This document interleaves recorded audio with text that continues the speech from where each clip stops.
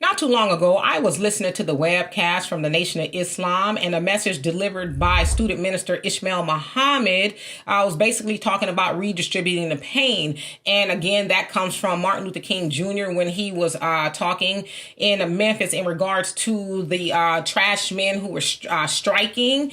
And he was basically saying, yeah, we as Black Americans, right, we need to redistribute the pain by withdrawing our money from the system because it does not care about us. And of course, I talked about this not too long ago on the African Diaspora News Channel, but he made a good point about the shutdown. And he basically said the shutdown didn't really end because they felt compassion, right? Like they felt sorry for people who weren't getting their food stamps or getting paid or the airport and all of that. They didn't care about that.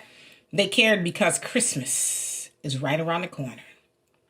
And they hear about that boycott, right? Everybody's supposed to be boycotting. We're not spending any money and things like that. He's basically making the point that Washington is beholden to the corporations, right? We know that most politicians there are corporatists, where they're like, yeah, would the corporations tell us what to do? The people don't run us. But I guarantee you, I wasn't there, and I know Brother Ishmael Muhammad wasn't there either, but I guarantee you, for the most part, those corporations was like, hey, Washington, we hear what y'all doing, but y'all better get it together.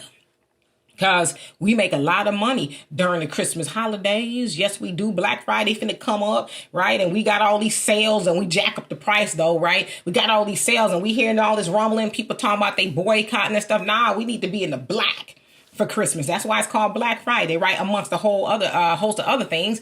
But yeah, we need to be in the black, not the red. And the way these people are talking, these people being the consumers, they talking about keeping us in the red because a lot of these corporations are already struggling, right? So the last thing they need is for Trump and them to be playing games, and the American people, for one, don't have the money. And the people who do have the money is like, yeah, I don't like what they doing in Washington, so I'm just sit at home and eat me a bologna sandwich and all that. We don't need no tree and none of that other stuff.